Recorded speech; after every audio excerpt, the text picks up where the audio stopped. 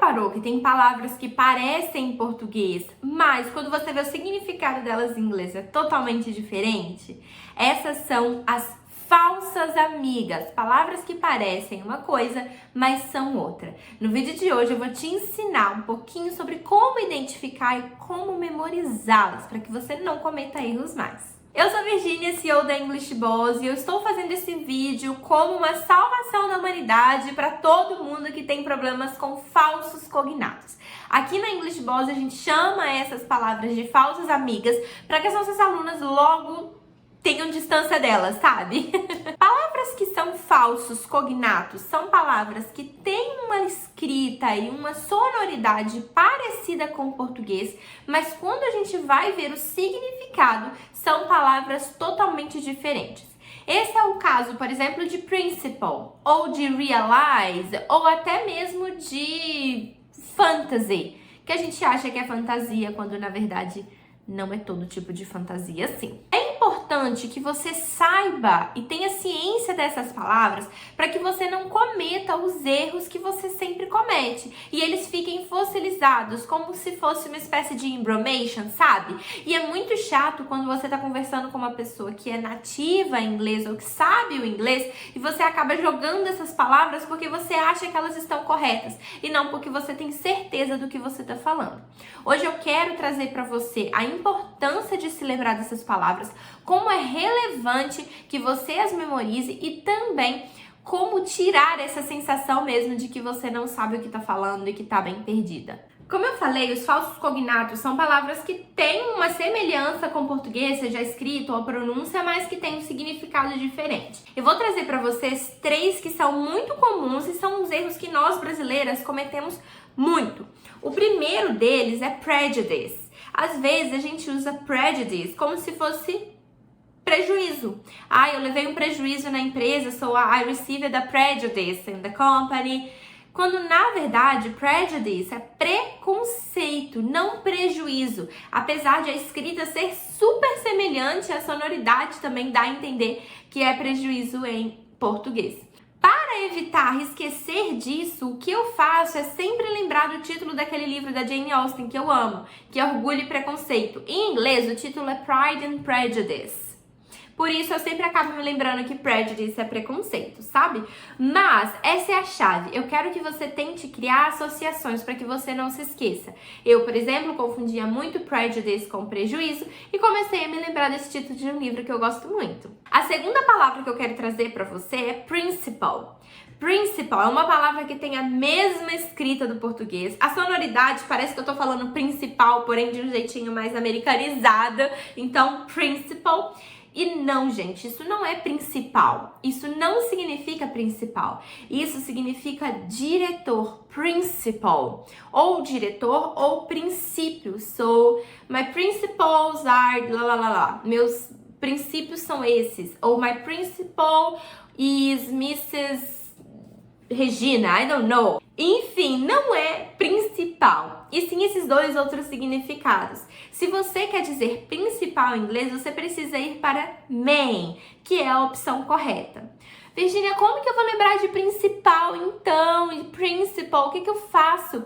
Existem várias associações que você pode criar, mas a que mais vai ser valiosa é aquela que funciona para você. Eu me lembro de principal quando eu lembro de menus, cardápios. A gente aprende que prato principal é main dish. Main dish, por isso eu sempre associo principal com main. Eu me esqueci completamente de principal, larguei de lado. Se eu precisar falar diretor ou alguma coisa do tipo, eu uso outras palavras para que eu foque realmente no que eu mais uso, que é principal, ou seja, main. Por conta disso, eu criei uma associação que facilite a minha cabeça, sabe? É sempre esse o segredo. Criar uma associação que facilite a sua cabeça. Se você não acha que essa associação é relevante, busque por outra. E veja como eu fiz. Olha, no prejudice, eu falei com vocês que eu memorizei a palavra prejudice. Já que em principal, eu ignorei ela de lado totalmente e foquei na palavra que eu queria usar, que era principal. Então, eu foquei em memorizar main. E é isso que você vai fazer. Tem uma variedade de palavras ali, você tem que focar naquelas que fazem mais sentido para você. Poxa, eu uso muito mais main, ou seja, principal, do que diretor e princípio. Então, eu vou focar em memorizar main e não diretor e princípio, ok? Esse é o exercício que você precisa fazer. Por isso que eu sempre falo aqui nos vídeos do canal, inclusive deu uma passeada aqui, uma zapiada para vocês conhecerem os outros vídeos. Eu sempre falo da importância do autoconhecimento, de você refletir sobre aquilo que é importante para você, de tudo que tem ali, o que é essencial para você. Faça essa reflexão, você vai ser muito mais feliz. E uma terceira palavra que eu quis trazer de exemplo aqui pra você é college. College. Quantas vezes as pessoas confundem college com escola ou colégio? E não, gente, college não é colégio. College é faculdade. E para que você não se esqueça disso, eu sugiro que você memorize a sua faculdade. Associe o nome da sua faculdade a college. Toda vez que eu penso em college, eu penso em UFSJ, porque foi onde eu me formei. E essa associação, gente, ela não é fácil de acontecer. É uma coisa que precisa ser repetida. Como que você pode repetir essas associações? Você pode criar um diário onde você escreve frases diárias usando aquela palavra até você memorizar. Você pode criar flashcards, ou seja, anotar a palavra em post-its e a associação que você quer fazer, tipo college, UFSJ ou college, UNB, e colocar no espelho, enfim, um lugar em que você vai visualizar. Tem inúmeras formas. Qual é a melhor forma? Depende. De novo, voltamos ao autoconhecimento. Perceba o que é relevante para você. Estude sobre múltiplas inteligências, descubra qual é a sua inteligência, faça um teste e depois que você fizer esse teste e descobrir, busque a melhor alternativa para você. Eu sei que por mais que eu tenha falado todas essas dicas, na hora de usar a palavra, você ainda fica nervosa, a confusão aparece, você cria 1000 teorias na sua cabeça e se perde. Eu sei que isso acontece.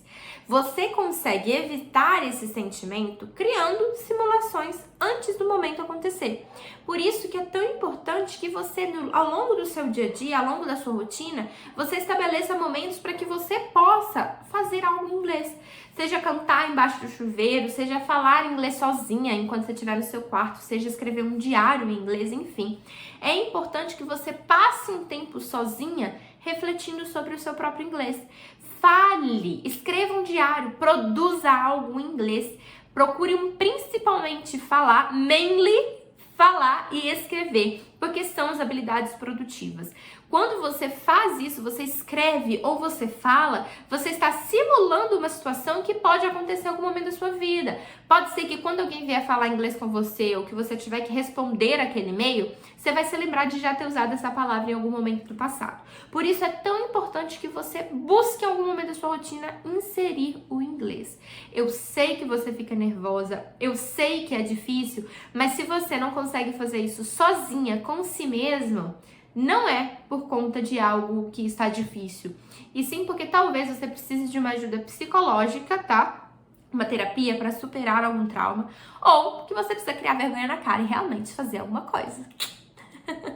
Depois desse tapa, gente, a verdade é que você vai acabar confundindo palavras, vai chegar um momento que você vai precisar fazer uma information, mas é preciso que você faça isso de modo consciente e seguro. Só você é capaz de sentir se você sabe ou não alguma coisa. Se você sente que não sabe, ninguém que tá do lado de fora vai saber, a não ser que você mostre isso pra alguém. Então, seja segura, vista a sua máscara de empoderamento, de mulher que fala inglês e vai, sabe? Cometer erros faz parte. Todo mundo erra em português, inglês, espanhol, enfim, qualquer língua. Caso você precise de aulas mais direcionadas, não deixe de nos buscar aqui na English Boss. Aqui embaixo você tem o nosso site, você tem o nosso Instagram. Entre em contato conosco e conheça mais do nosso trabalho. Quem sabe a gente não consegue te ajudar.